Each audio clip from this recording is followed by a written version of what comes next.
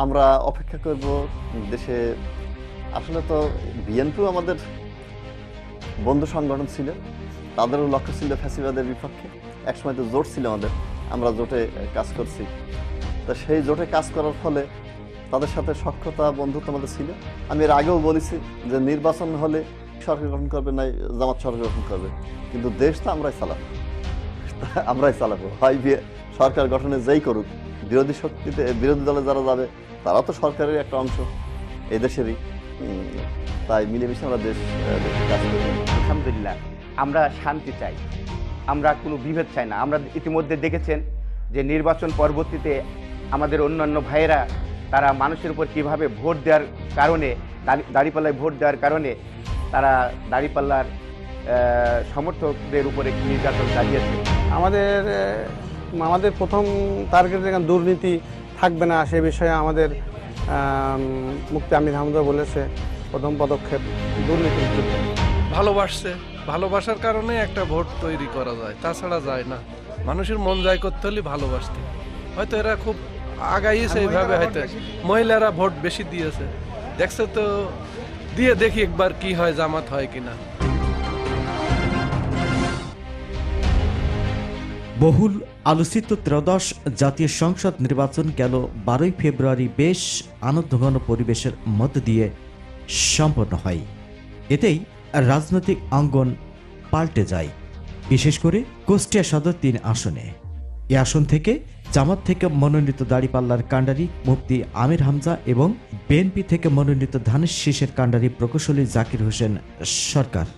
প্রথম দিকে হাড্ডাহাড্ডি লড়াই হলেও পরবর্তীতে মুফতি আমির হামজা নিরঙ্কুশ বিজয়ের গৌরব অর্জন করে। বিষয়টি নিয়ে কুষ্টিয়া শহর থেকে শুরু করে গ্রামগঞ্জে, হাটে বাজারে, পাড়া মহল্লায় সর্বত্র চলছে আলোচনা সমালোচনা। এমন প্রশ্ন ওঠে, জামাত কিভাবে ধানের শীষকে হ্যাটট্রিক করে নিরঙ্কুশ বিজয় অর্জন করে?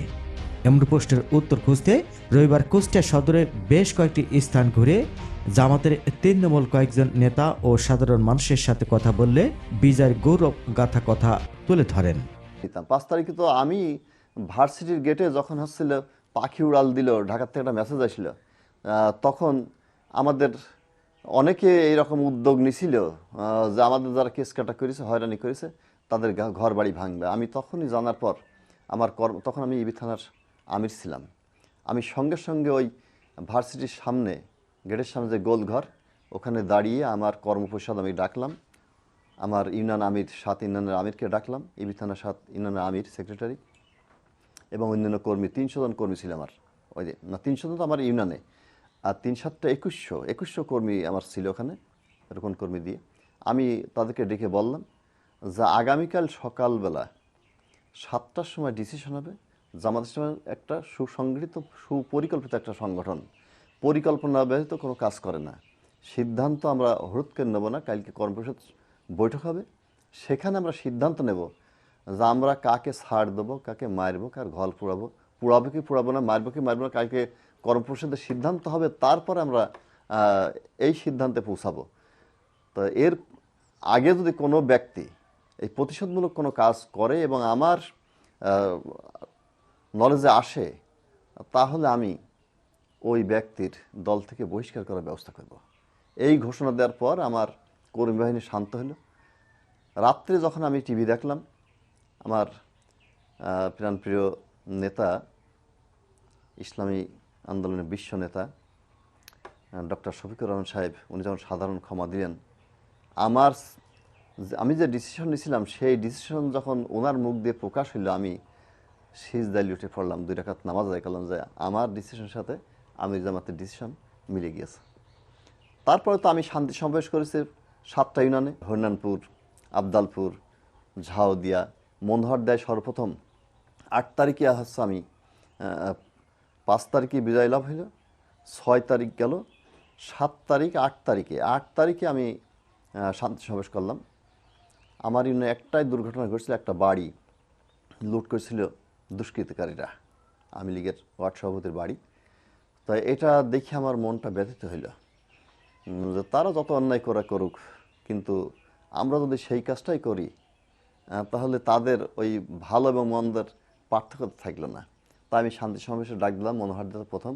সেখানে শান্তি সমাবেশ আমি উল্লেখ করছিলাম যে আওয়ামী লীগ যারা করেছে তারা আমাদের ভাই, আমাদের আত্মীয় স্বজন, আমাদের বন্ধুবান্ধব, তারা না বুঝে করেছে, কিন্তু নীতি নির্ধারক যারা তারা পালিয়ে গিয়েছে। তাদের বিপক্ষে সরকারিভাবে যদি কেস কাটটা হয় বা কোনো ব্যক্তির কোনো ভিকটিম যদি কেস করে, যার ভাই মারা গিয়েছে, যার সন্তান মারা গিয়েছে, তারা যদি কেস করে তার বিচার হবে। কিন্তু একজন সাধারণ আওয়ামী লীগ সে কোনো ক্ষতি করেনি বা অথবা সে একটু কেস করেছে অথবা একটা সাক্ষী হয়েছে, তার বাড়িঘর লুটতে হবে, ভাঙতে হবে, এটার পক্ষপাতে আমি না। আর যারা এটা করছে আমার কর্মীরা তাদেরকে বাধা দেবে। এভাবে শান্তি সমাবেশ করার পরে আমার এটা গৃহীত হয়ে যায় সারা বাংলাদেশে। কুষ্টিয়ায় আমার নেতা আবুল হাসেম স্যার আমার প্রোগ্রামে আসছিলেন জাওয়াদিয়াতে বড় শান্তি সমাবেশে, তারপর তো সারা কুষ্টিয়াতেই শুরু হয়ে গেল, সারা বাংলাদেশেই এটা গৃহীত হয়। এইভাবে আমি মনে করছিলাম যে এই শান্ত পরিবেশ যদি আসে তাহলে সাধারণ মানুষ যারা তারা আমাদের পক্ষে আসবে ইনশাল্লাহ। আমরা অপেক্ষা করব। দেশে আসলে তো বিএনপিও আমাদের বন্ধু সংগঠন ছিল, তাদেরও লক্ষ্য ছিল ফ্যাসিবাদের বিপক্ষে। একসময় তো জোট ছিল আমাদের, আমরা জোটে কাজ করছি। তা সেই জোটে কাজ করার ফলে তাদের সাথে সখ্যতা বন্ধুত্ব আমাদের ছিল। আমি এর আগেও বলেছি যে নির্বাচন হলে সরকার গঠন করবে না জামাত সরকার গঠন করবে, কিন্তু দেশ তো আমরাই চালাবো, হয় সরকার গঠনে যেই করুক, বিরোধী দলে যারা যাবে তারা তো সরকারের একটা অংশ এই দেশেরই। তাই মিলেমিশে আমরা দেশের কাজ করব। এরপরে ভালো মন্দের বিচার আবার জনগণ করবে, সেই অপেক্ষা আমরা থাকব। আমরা একটা সুন্দর দেশ, সুন্দর একটা জাতি, এবং বিশেষ করে ভারতের বিদেশি আধিপত্যবাদের বিপক্ষে আমরা যারা আছি এখন তারাই তো ক্ষমতায়। আমি আশা করি যে আগামীতে জামাত বিএনপি মিলিয়ে ওই সেই জিয়াউর রহমান যে আদর্শ দেখাইছেন, বেগম খালেদা জিয়া যে আদর্শ দেখাইছেন, ভারতের আধিপত্যবাদের সাথে তারা আপোষ করেনি। বর্তমান সরকার এবং বিরোধী দলে আমরা আছি, আমরাও বিশেষ করে জামাত ইসলাম তো আধিপত্যবাদের বিপক্ষে আছে বলেই তাদের উপর অত্যাচার। আমি আশা করি যে তারেক রহমান সাহেব উনি জিয়াউর রহমান সাহেবের যোগ্য পুত্র হিসাবে ওনার পিতার সেই গুণ বৈশিষ্ট্য তার ভিতরে ফুটে উঠবে ইনশাল্লাহ। বিশ্ববরেণ্য তাফসীর জগতের সম্রাট মুফতি আমির হামজা, এই নির্বাচনের কারিশমাটা কি? আমরা মাঠে ময়দানে যখন নির্বাচনের কাজে ব্যস্ত ছিলাম তখন আমরা মানুষের দোরগোড়ায় 19 বার পর্যন্ত যাওয়ার যে প্রসেস আমরা সেটা অবলম্বন করেছি। আমাদের মহিলা বিভাগ অত্যন্ত দক্ষতার সাথে তারা তাদের দায়িত্ব পালন করেছে। প্রত্যেকটা বাড়ি বাড়ি গিয়ে তাদের কাছে গিয়েছে। কিছু কিছু ক্ষেত্রে আমরা বাধার সম্মুখীন হয়েছি, তারপরেও আমরা পুনরায় আবার সেখানে গিয়েছি। ভোটের দিন এমনও জায়গায় আসছে যে তাদেরকে ভোট দিতে গেলে হাত পা ভেঙে দেবে এমনভাবে তাদেরকে শাসাইছে, কিন্তু ভোটারদের ভিতরে আমরা এমনইভাবে তাদেরকে উজ্জীবিত করতে পেরেছি, তারা শত বাধা বিপত্তি অতিক্রম করেও ভোটের দিন তারা সদর্বলে তারা সেখানে গিয়ে ভোট দিতে সক্ষম হয়েছেন। আমি মনে করি মহিলাদের সচেতনতা এবং ভোটারদের মনের এই মনোবলতাই। তাছাড়া আরেকটা দিক আছে, আমরা একটা কোরআনের পাখিকে হারিয়েছি। সেখানে যে আসন থেকে নির্বাচন করতেন তিনি পিরোজপুর 2।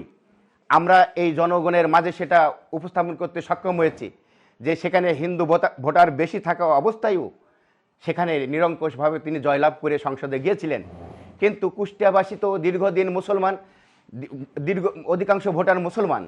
সেক্ষেত্রে কুষ্টিয়াবাসী ইনশাল্লাহ মুফতি আমির হামজাকে দাঁড়িপাল্লা প্রতীকে ভোট দিয়ে জয়যুক্ত করে কোরআনকে বুকে ধারণ করে কোরআনের নিয়ে তিনি কোরআনের কথা দিয়ে এই জাতিকে উদ্বুদ্ধ করবে এবং কোরআনের দিকে ডাকবে। আমরা সেটা বোঝাতে সক্ষম হয়েছি। দলমত নির্বিশেষে সকলে ঐক্যবদ্ধভাবে দাঁড়িপাল্লা প্রতীকে ভোট দিয়ে বিপুলভাবে জয়যুক্ত করেছে। আলহামদুলিল্লাহ।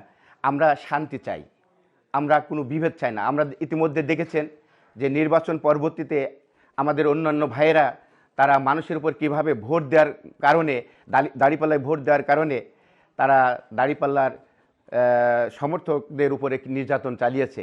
ইতিমধ্যে দেখেছেন সিরাজগঞ্জে আমাদের আমিরের এক বাড়ি পুড়িয়ে দেওয়া হয়েছে। আমি নোয়াখালী দেখেছেন ভোট দেওয়ার কারণে আমার মায়ের উপরে লগ্নভাবে তাকে ইজ্জত লুণ্ঠন করেছেন। এভাবে এখানেও কিছু সমস্যা সৃষ্টি হওয়ার উপক্রম হয়েছিল, আমরা সেটা ঐক্যবদ্ধভাবে প্রতিরোধ করেছি। এখন আমরা শান্তি চাই। যেহেতু এই কুষ্টিয়াবাসী নিরঙ্কুশভাবে ভোট দিয়েছে, সকলে ভোট দিয়েছে, আমরা মনে করি এই কুষ্টিয়া হিন্দু, বৌদ্ধ, খ্রিস্টান, মুসলিম সকলে ঐক্যবদ্ধভাবে একটি শান্তির সমাজ কায়েম করতে চাই। এই আলোকে আমরা আগেও যেভাবে কাজ করেছি এখনও ইনশাল্লাহ সেইভাবে কাজ করব। আমাদের নীতি আদর্শ দেখেই মানুষ আসলে আমাদের পক্ষে রায় দিয়েছে, দাঁড়িপাল্লার পক্ষে রায় দিয়েছে। আমরা মানুষকে নিয়ে মানে আমাদের ডক্টর শফিকুর রহমান যে ঘোষণা দিচ্ছেন, তিনি একটা মানবিক বাংলাদেশ গড়ার উদ্যোগ। আমরা জনগণ যারা আমাদের ভোট দিয়েছেন তাদের সবাইকে নিয়ে আমরা দেশ গড়ার, সবাইকে নিয়ে দেশ গড়তে চাই। আমাদের প্রথম টার্গেট এখানে দুর্নীতি থাকবে না, সে বিষয়ে আমাদের মুফতি আমির হামজা বলেছে প্রথম পদক্ষেপ দুর্নীতির বিরুদ্ধে, চাঁদাবাজ, সন্ত্রাস এগুলো যদি দেশে না থাকে, দেশের মানুষ, সকল মানুষ, সাধারণ মানুষ, খেটে খাওয়া মানুষ যাতে কাজ করে খেয়ে তারা আরামে ঘুমাতে পারে, এটাই আমাদের জনগণের প্রত্যাশা, আমাদেরও প্রত্যাশা। সাধারণ জনগণের ভিতর থেকে এই ভোটগুলো পাই, কোনো নেতা কোনো কারণ দেখি কোনো এই ভোটগুলোকে পাই না। তারা তো মনে করেন কারোবার কোনো কিছু করুন, এগুলো করিনি, বুঝতে পারলেন? আমার মতন লোকের মনে করেন এরপরে আর কিছু আর হয় না। আমাদের চাওয়া পাওয়া দেশটা ভালো থাকুক, এটাই। খারাপ কোনো আচরণ যাতে না হয়, যাতে সবাই শান্তভাবে চলতে পারি, আমরা খাইটি খাওয়ার লোক সবাই যাতে ভালোভাবে বাইরে বেড়াতে পারি, কোনো চাঁদাবাজ, কোনো সন্ত্রাস যাতে না হয়, সেরকম বার্তা চাই আমাদের কাছে সব বিষয়ই। আমাদের যেই হয় দেশটা ভালো চলার দরকার, এইটুকু আমরা মনে করি। যে হয় সে হোক, এইটুকু আমরা বুঝি। আমাদের কাজ করেই খাইতে হবে। সম্পন্ন হয়নি যে কিছু হয় যে 17 আসনে যে তারিখ দাঁড়াইছিল, ওখানে জামাত ইসলামের তো ব্যাপক একটা হয়েছিল, সেখানে বহুত ভোটে আগে ছিল। আগে থাকার পরে তারপরে সকালে কি সমাচার, তারিখ যে ওখানে 2 সিটি জিতে গিয়েছে, এই তো কাহিনী। এখানে ভোট সুষ্ঠু হয়েছে, এখানে ভোট আর খারাপ হয় কারণ এখন ভোট দিয়েছে, জামাত ইসলামের ভোট দিয়েছে বিদায় হইয়াছে। জনসাধারণ যেমনি গড়ি যাবে সেমনি তো হবে। যে জনগণ ভোট দিয়েছে, জামাত ইসলামের জনগণ ভোট যথেষ্ট দিয়েছে ইসলামী শাসন যাতে বাংলাদেশে হয়, এই কারণে দিয়েছে। আমরা জামাতের কাছে এই করি তাতে দেশটা শান্তশিষ্টভাবে চলে। আর ইসলামী আইন তো এরা না যাতে পারলে তো হবে না। আমরা গরিব মানুষ, আমাদের তো সপ্তাহ আশাই হয়। আমাদের এই যাই পর্যন্ত একটা ভাতা হয়নি, আমাদের বল বই আসি পুজিনি। এ দেখো একটা অসাল মানুষ, ওই দেখো হাত পা ইয়ে হয়ে গেছিল, এই ডাক্তার দিয়ে দেখি ওই দেখো এখন একটু মাঠ ঘাটে যাইতে পারে। তা একটা ঘরের দরকারই তো আমাদের। এখন যে পাশ হয়ে সেই দেবে, এখন জামাতের তার মূল্য নেই। এখন ভোট দাও, সব কিছু তোমাদের আগে দেবো, কিন্তু যে কেন না হয়, আমার গ্রামের লোক কেন না হয়, পাশ হয়ে গেলে আর তার মুখে তাকাইও না, তার দেখো না। পতন সব দুর্নীতিতে আমি লিখু যে বিএমপি উঠে দুর্নীতিতে তো কবি নেই। এই যে সার ওষুধে যে আছে সেই মারবে, হিসাব নিকাশ হইলে এইটা ক্লিয়ার আমাদের কাছে। চাষির বা একটা জনগণের যে ভালোবাসে বা জনগণের একটা ছাড় ছড় দেবে, সেরকম হিসাব নিকাশ তো নেই। যার হাতে যেটা পড়বে সেইটাই খাবে। জামাত কি করে দেখা যায়, দল তো আর জামাত গঠন করতে পারল না। হ্যাঁ, জামাতের এমপি আর বলছে আর কইটি না দেখালে তোর ভুলা তো মুখে তো কত হয়ে যায়। ওই যে আমরা ধান না খাইছি বিঘে বিদায় কয় মন হবে, পেঁয়াজ করে যাই কয় মন হবে। এখন যদি না হয় তাহলে তো কিছু করা যাচ্ছে না। ভোট দেওয়ার দরকার দিয়েছি, এখন যে পাশ হয় হোক, আমাদের পরের বইতে না গেলে হাড়ি একাই উঠবে না। এই হইল আমাদের কথা। আমাদের আল্লাহর কাছে করছে, আল্লাহ আমাকে দেহটুক ভালো নাকুক। আমরা মানুষের জিনিসের আশাই আর করি না। আজ পর্যন্ত 4 আনা পয়সার জিনিসও আমরা পাই না। মনে হয় আমরা এক ঘুরে জামাতের এমপি, তার যখন আল্লাহ তার ক্ষমতা দেয়, এখন সে দিলে দিল, না দিলে না দিল। বিএমপিকে হয়তো ভালোবাসিনি তাই হয়েছে ভরাডুবি, আর জামাতকে ভালোবাসিছি তাই বিজয়ের মালা গলায় দিয়েছে। এখানকার মহিলারা একটু ভোট দাঁড়িপাল্লায় বেশি দিয়েছে, যার কারণে দাঁড়িপাল্লার ভারী বেশি হয়ে ভালোবাসছে, ভালোবাসার কারণে একটা ভোট তৈরি করা যায়, তাছাড়া যায় না। মানুষের মন জয় করতে হলে ভালোবাসতে হয়। হয়তো এরা খুব আগাইছে এইভাবে, হয়তো মহিলারা ভোট বেশি দিয়েছে। দেখছে তো, দিয়ে দেখি একবার কি হয়, জামাত হয় কিনা। মানুষের মন কিছুক্ষণ পরপরই পরিবর্তন হয়ে যায়, সবসময় একটা কিছু হয় না। কথা বলেন সাধারণ কয়েকজন মানুষ।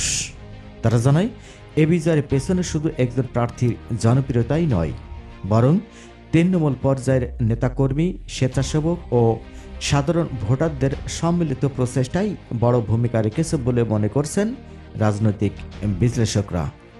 Mohammad Rafiq, RK News 24।